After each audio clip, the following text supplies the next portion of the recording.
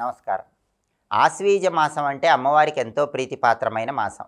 ఈ మాసంలో అమ్మవారిని ప్రత్యేకమైన పుష్పాలతో పూజించడం ద్వారా ప్రత్యేకమైన ప్రయోజనాలు కలుగుతాయి. ప్రత్యేకమైన పత్రాలతో పూజించడం ద్వారా కూడా అమ్మవారి సంపూర్ణమైన అనుగ్రహం కలుగుతుందని నీలతంత్రం, దేవీతంత్రం, శక్తి యామిళము అనే ప్రామాణిక గ్రంథాలు మనకు తెలియజేస్తున్నాయి. ఆశ్వీజ మాసం సందర్భంగా అమ్మవారికి ప్రీతిపాత్రమైన మాసం కాబట్టి అమ్మవారిని మల్లె పుష్పాలతో పూజిస్తే ధనలాభం కలుగుతుంది. అలాగే అమ్మవారికి పారిజాత పుష్పం సమర్పిస్తే పుత్ర సంతాన ప్రాప్తి యోగం కలుగుతుంది. ఎవరైనా అబ్బాయి పుట్టాలని భావించినట్లయితే వాళ్ళు తప్పకుండా ఈ మాసంలో పారిజాత పుష్పాలతో అమ్మవారిని పూజించండి. అలాగే మానసిక అశాంతి ఉన్నవాళ్ళు ఆ మానసిక అశాంతి పోవటానికి పద్మ పుష్పాలతో కానీ పారిజాత పుష్పాలతో కానీ అమ్మవారిని పూజించండి. పారిజాత పుష్పాలతో పూజిస్తే మనశ్శాంతి తొందరగా ఈ మాసంలో కలుగుతుంది. అలాగే ఎవరైనా మంత్ర జపాలు చేసుకునే వాళ్ళు మీరు జపించుకునే మంత్రానికి తొందరగా సిద్ధి లభించాలంటే అమ్మవారికి ఇష్టమైన ఆశ్వీజ మాసంలో గన్నేరు పూలతో అమ్మవారిని పూజించండి. అప్పుడు మంత్రసిద్ధి తొందరగా కలుగుతుంది.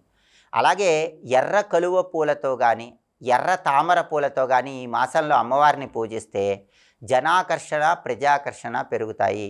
మీరు ఏ రంగంలో ఉన్నా సరే ఆ రంగంలో అత్యుత్తమ స్థాయికి చేరాలంటే ధనాకర్షణ అవసరం, జనాకర్షణ అవసరం, ప్రజాకర్షణ చాలా అవసరం. జనాకర్షణ ధనాకర్షణ పెంపొందింపజేసుకోవాలంటే ఈ మాసంలో అమ్మవారిని ఎర్ర కలువ పూలతో కానీ ఎర్ర తామర పూలతో కానీ పూజించండి.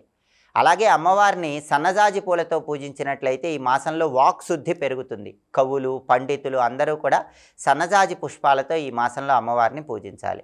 అలాగే అమ్మవారిని తుమ్మి పూలతో పూజిస్తే అమ్మవారి పట్ల భక్తి పెరుగుతుంది, జీవితంలో అన్నపానాలకు లోటు ఉండదు. అలాగే కొన్ని ప్రత్యేకమైన పత్రాలతో అమ్మవారిని పూజించడం ద్వారా కూడా అద్భుతమైన ఫలితాలు కలుగుతాయి. తులసి కానీ దవనం కానీ మరువం కానీ ఈ మాసంలో అమ్మవారికి సమర్పిస్తే చాలా మంచిది. దుర్గాదేవిని సరస్వతీదేవిని ఈ మాసంలో తులసి దళాలతో పూజిస్తే సర్వ అభీష్టాలు తొందరగా నెరవేరుతాయని నీలతంత్రం అనే గ్రంథంలో చెప్పారు.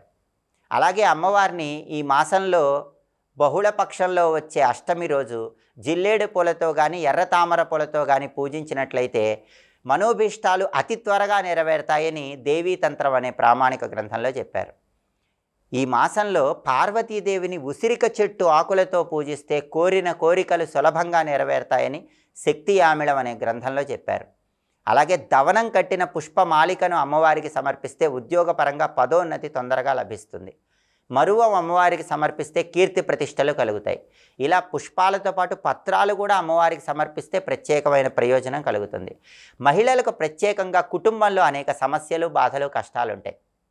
శారీరక మానసిక అనారోగ్య సమస్యలు, కుటుంబ సభ్యులతో సమస్యలు, మహిళలకున్న ఏ సమస్యలు పోవాలన్నా ఆశ్వీజ మాసంలో అమ్మవారిని అశోక పుష్పాలతో పూజించండి. మహిళలకున్న అన్ని సమస్యలు తొలగిపోతాయి. అయితే అమ్మవారి పూజలో ఉమ్మెత్త పూలు మాత్రం వినియోగించకూడదు. దేవీ పూజకు ఉమ్మెత్త పూలు నిషిద్ధం. అలాగే దుర్గాదేవిని గరికతో పూజించకూడదు. చండీ అమ్మవారిని మల్లెపూలతో పూజించకూడదు. ఈ నియమాలు పాటిస్తూ ప్రత్యేకమైన పుష్పాలతో పత్రాలతో అమ్మవారిని ఈ మాసంలో పూజించి అమ్మవారి అనుగ్రహానికి సులభంగా పాత్రలు కండి. ఈ మాసంలో ఎప్పుడైనా సరే చక్కెర పొంగలి అమ్మవారికి నైవేద్యంగా ఆలయంలో సమర్పించి దాన్ని ప్రసాదంగా స్వీకరిస్తే అమ్మవారి అనుగ్రహం వల్ల అష్టైశ్వర్యాలు భోగభాగ్యాలు కలుగుతాయి. అలాగే ఆశ్వీజ మాసం సందర్భంగా అమ్మవారికి సంబంధించిన ఏ మంత్రాన్ని అనునిత్యము దీపారాధన చేశాక ఇంటి యజమాని పఠిస్తే అమ్మవారి సంపూర్ణమైన అనుగ్రహం కలుగుతుందో ఇప్పుడు మనం చూద్దాం.